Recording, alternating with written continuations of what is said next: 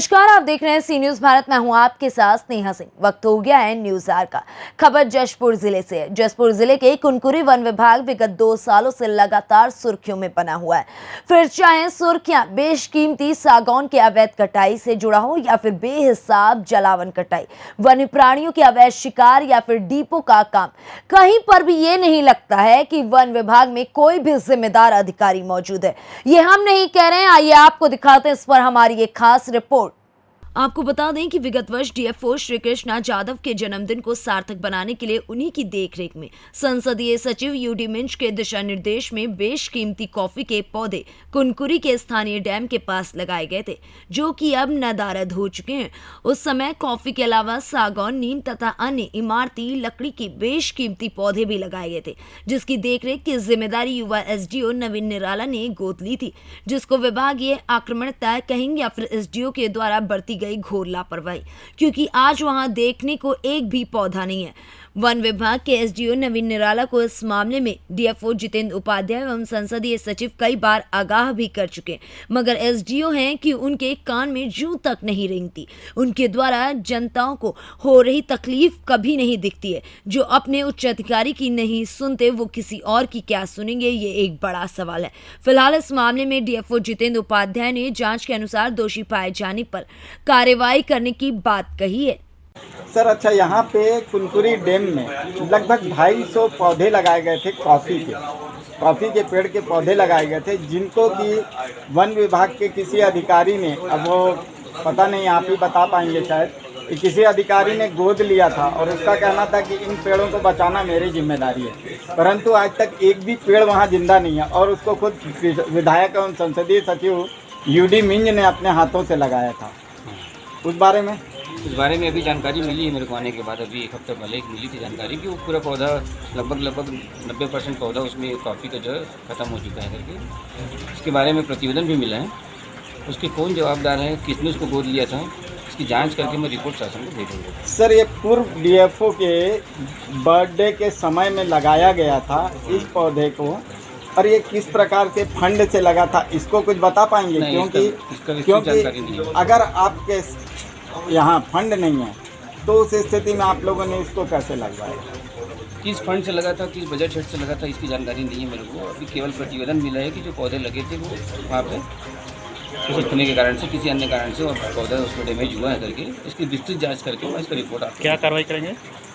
जो भी दोषी होगा उसको देखेंगे किस बजट से हुआ था। अगर बजट शासन का लगा हुआ तो उसमें कार्रवाई जो भी रिकवरी होगी उसको उसके पेश किया जाएगा।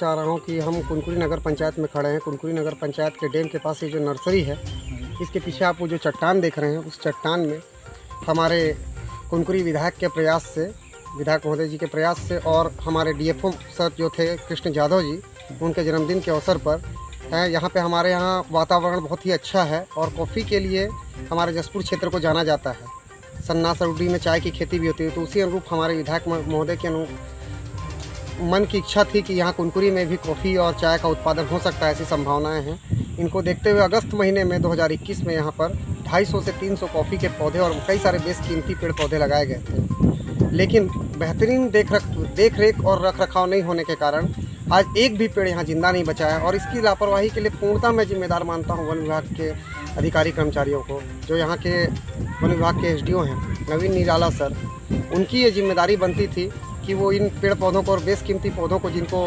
आयातित करके बाहर से मंगाया गया था, इसको डेवलप करने में और इसकी देखरेख सुरक्षा में उनका योगदान होना चाहिए था। लेकिन उन्होंने पौधे लगाने के बाद एक बार भी यहाँ आकर झांक कर नहीं देखा कि पौधों की क्या स्थिति है। और आज बगल में ये जो नर्सरी दिख रही है, देखिए आपके सामने पेड़ गिरे हुए आंधी तूफान से, और कई लोग लकड़ियाँ काट कर, बेशकीमती पेड़ों की लकड़ियाँ काट कर ले जा रहे हैं, लेकिन वन विभाग गहरी नींद में सोया हुआ है। या तो कर्मचारियों की कमी है या घोर लापरवाही कहना चाहिए। आज यहाँ से लकड़ी जलावन के लिए लोग दिन प्रतिदिन रोज़ नए नए पेड़ों को काट कर लकड़ियाँ ले जा रहे हैं। अंधाधुंध कटाई हो रही है। हमारे यहाँ कुनकुरी में अगर किसी की मृत्यु हो जाती है तो लाश को जलाने के लिए लकड़ियाँ नहीं मिल रही हैं। अभी लास्ट टाइम मेरे मित्र और बड़े भाई बंसल जी का निधन हो गया, उस समय भी लकड़ी, उनके अंतिम संस्कार के लकड़ियों की व्यवस्था भी वन विभाग नहीं कर पाया। और भी 1-2 घटनाएं हुई।